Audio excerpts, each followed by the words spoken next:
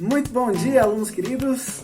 Estamos aqui em mais uma videoaula com o professor Felipe. Vocês estão bem? Espero que sim, estão se cuidando, estão fazendo aglomeração, usando máscaras e lavando bem as mãos. Eu espero que sim. Nas aulas passadas, a gente estava fazendo uma pequena revisão. A gente viu o que era ciência e como a ciência funciona, como é que funciona a metodologia científica. Eu espero de coração que vocês tenham assistido esses vídeos. Hoje a gente vai continuar com a nossa revisão. E hoje a gente vai aprender um pouquinho o que é matéria, o que é átomo e principalmente o que é elétron. Porque vocês lembram no conteúdo que eu passei para vocês no segundo dia de aula? A gente ia ver o que? Eletricidade. E eletricidade é uma palavra que nos remete a elétron. Elétron e eletricidade tem tudo a ver. Então, para a gente entender o que é um, a gente primeiro tem que saber o que é o outro, tá bom? E é justamente isso que a gente vai tentar fazer. Hoje eu vou tentar ensinar para vocês o que é um átomo, o que é um elétron e qual a importância do elétron, o que o elétron tem a ver com eletricidade, tá? A revisãozinha, esse vídeo deve sair um pouquinho mais curto que os outros. E aí, na semana que vem, a gente cai direto no conteúdo mesmo de vocês. E antes de eu explicar o que é elétron, o que é átomo, essas coisas todas, a gente tem que falar um pouquinho sobre o que é matéria. Vocês já escutaram essa palavra, matéria? Provavelmente já, né? Matéria de português, matemática, ciência, aquela coisa toda. Mas matéria, dentro da ciência, significa uma coisa especial. Matéria vai ser tudo que possui uma massa e ocupa um lugar no espaço. Como assim? Esse lápis aqui, ele não ocupa um lugar no espaço? Por exemplo, a gente sabe que dois corpos não podem ocupar o mesmo lugar ao mesmo tempo no espaço, certo? Então, se eu pegar essa caneta aqui, eu não consigo colocar uma dentro da outra, porque cada um é um corpo diferente, é feito de matéria, e dois corpos feitos de matéria não ocupam o mesmo lugar no espaço, tá? Então, esse lápis, ele tem um lugar, ele ocupa um lugar. E o que é massa? Massa vai ser a quantidade de matéria aqui, vai ser como tudo que tem um peso, tem uma massa. A gente pode calcular essa massa, calcular esse peso, tá bom? Ele tem coisas que compõem o lápis, a gente pode ver, a gente pode pegar. Então, a gente pode falar tranquilamente que esse lápis é feito de matéria, tá bom? É só o lápis que é feito de matéria? Não, meu óculos é feito de matéria, essa caneta é feita de matéria, meu corpo é feito de matéria, o corpo de vocês é feito de matéria, e tudo que é feito de matéria também eu posso falar que é feito de átomos. Vocês lembram o que são os átomos? Se não lembra, não tem problema, a gente vai ver isso direitinho. Para variar, como tantas outras histórias, como tantos outros conhecimentos, a primeira ideia que a gente tem notícia do que seria um átomo, ela vem da Grécia.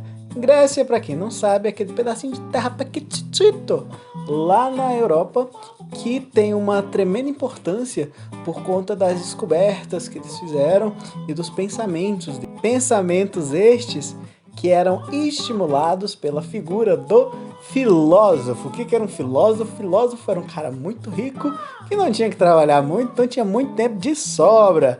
Então ele podia ficar na beira da praia se perguntando: de onde eu vim? Para onde irei? De onde viemos? Por que tomar suco de laranja depois de escovar os dentes é tão ruim? E todas essas questões importantíssimas para a nossa vida cotidiana ocidental, tá bom? E na Grécia, antigamente, existiam dois filósofos chamados Leucipo e Demócrito. E o Leucipo e Demócrito, eles estavam lá na praia, olhando para aquele horizonte bonito, pensando, e um falou para o outro. Então, tava eu e o Sócrates. Não, ele não falou isso, até porque não era Sócrates, era Leucipo e Demócrito. Então estavam os dois lá conversando, e daí esses dois começaram a se perguntar do que as coisas eram feitas. Hoje em dia a gente tem uma noção muito boa do que as coisas são feitas, mas antigamente as coisas estavam sendo descobertas ainda, então tudo era muito novidade, o ser humano e o planeta e todas as coisas que tinham aqui eram novidades. A gente estava pensando pela primeira vez em várias coisas. Então eles começaram a se perguntar do que são feitas as coisas, que coisa é essa que faz pessoas, ovelhas, o mar, a areia. E daí eles propuseram um exercício de imaginação. Eles falaram, imagina só, você pega um vaso e você taca esse vaso no chão. O que vai acontecer? Esse vaso vai se quebrar em várias partes. Se você pegar um pedacinho desse vaso que quebrou e tacar no chão de novo, vai quebrar em partes menores ainda. E se você repetir esse processo várias e várias vezes, você vai quebrando em pedacinhos cada vez menores, até que vai chegar um ponto que você não vai conseguir mais quebrar, você não vai conseguir mais dividir.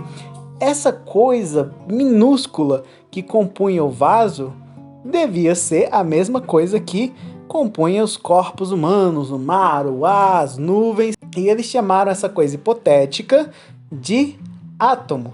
Átomo vem do grego, o á significa não e o tomo significa divisão. Ou seja, átomo é uma coisa que não tem divisão, é indivisível. Pelo menos era isso que o Leucipo e o Demócrito imaginaram há muito tempo atrás. Só muito tempo depois que a gente conseguiu fazer experiências que realmente provavam que o átomo existiu. Então, o que começou com uma ideia filosófica, depois se tornou ciência, porque foi colocado o método científico. Como é que foi o método científico? Vocês já sabem. Eles pegaram aquela pergunta do Leucipo e do Demócrito, do que é feito toda a matéria. Pegaram a hipótese do Leucipo e do Demócrito. Eu acho que toda a matéria é feita de átomo. Só que o Leucipo e o Demócrito ele não tinham como fazer experimento. Só que na Idade Moderna, a gente teve como fazer experimentos e a gente acabou comprovando o que é o átomo, tá bom? E quando eu falo em átomo, eu quero que vocês lembrem disso daqui. Isso é a carinha do átomo. Átomo, oitavos anos, átomo. Gente, o átomo tem esse núcleo, que ele é um núcleo positivo, e dentro deles tem um monte de coisas, mas as mais principais são os prótons, que são a parte positiva, e os nêutrons, que não têm carga. E ao redor do átomo, a gente encontra uma coisa muito importante para a gente, que é o elétron. O elétron ele vai ter carga negativa. Gente, tudo no universo que é feito de matéria possui átomos. Tudo é feito de átomos. Átomos são essas partículas pequenininhas que compõem absolutamente tudo. Toda vez que você está bebendo água, na verdade você está bebendo um monte dessas bolinhas, um monte de átomos. Toda vez que você está comendo alguma coisa, vamos pensar aí numa salada, você está comendo um tomate. Quando os seus dentes estão quebrando ali a carne do tomate, e você vai engolir, e aí o suco gástrico do seu estômago vai dissolver aquilo, ele vai estar dissolvendo o tomate em pedaços cada vez menores, até que fiquem os átomos, ou a união dos átomos, que a gente chama de moléculas. Molécula nada mais é do que um grupo de 2 ou mais átomos, tá bom? Por exemplo, quando a gente fala de água, a gente não fala que a fórmula química da água é H2O. O que significa esse H2O? Significa que uma moléculazinha de água tem 2 hidrogênios, que é um átomo, e um oxigênio, que é outro átomo. Entenderam? Então tudo é feito de átomo. Quando você está bebendo água, na verdade você está bebendo átomos. Quando você está comendo átomos. O seu corpo é feito de átomos, tá bom? E a parte mais importante agora dos átomos para a gente vão ser os elétrons, porque os elétrons ele tem algumas propriedades muito especiais. Uma das propriedades dos elétrons é que, por eles serem negativos, eles são atraídos por cargas positivas. E quando você consegue atrair uma quantidade considerável de elétrons e eles formam uma filinha e começam a andar em direção à parte positiva, a carga positiva, esses elétrons em fila, eles viram uma descarga elétrica. Então, quando alguém já viu um raio, acho que todo mundo já viu um raio, um raio não é uma descarga elétrica que sai do céu e vem para a Terra. Por que isso acontece? Porque as nuvens têm muitos elétrons, ou seja, as nuvens são carregadas negativamente. Já a Terra, o planeta Terra, ele tem muitos prótons, ou seja, a Terra é positiva. E aí o que acontece? A Terra positiva atrai os elétrons das nuvens. E quando os elétrons descem das nuvens para a Terra, a gente consegue ver o caminho dos elétrons descendo das nuvens para a Terra. Esse caminho a gente chama de raio, que nada mais é do que uma corrente elétrica. Então, eletricidade nada mais é do que os elétrons andando em fila em um determinado local em ordem, tá bom? Quando você tem muitos elétrons andando para o mesmo lugar em ordem, isso forma uma corrente elétrica. E é exatamente isso que está acontecendo também nas pilhas, nas baterias e na fiação elétrica da sua casa.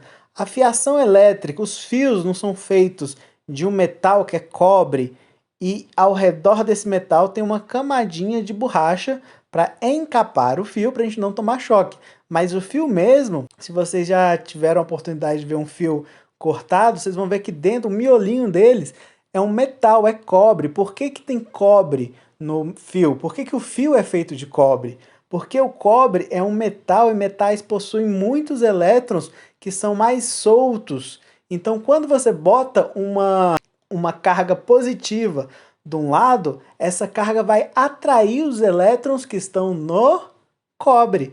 Quando os elétrons que estão no cobre, porque lembra, o cobre é feito de átomos e todo átomo tem elétrons.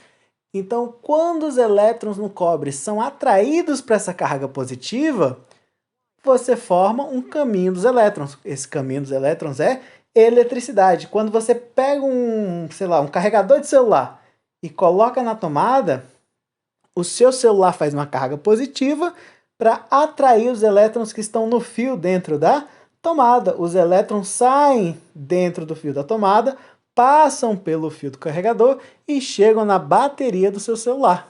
Olha só que interessante. Assim, enchendo o seu celular de carga elétrica. E aí a bateria fica cheia. Então, gente, era basicamente isso que eu queria falar para vocês hoje. A aulinha mais curta mesmo.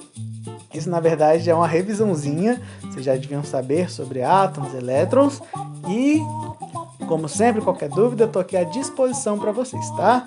Na semana que vem, a gente vai começar a falar de fato sobre eletricidade, sobre como ela funciona direitinho, tá bom?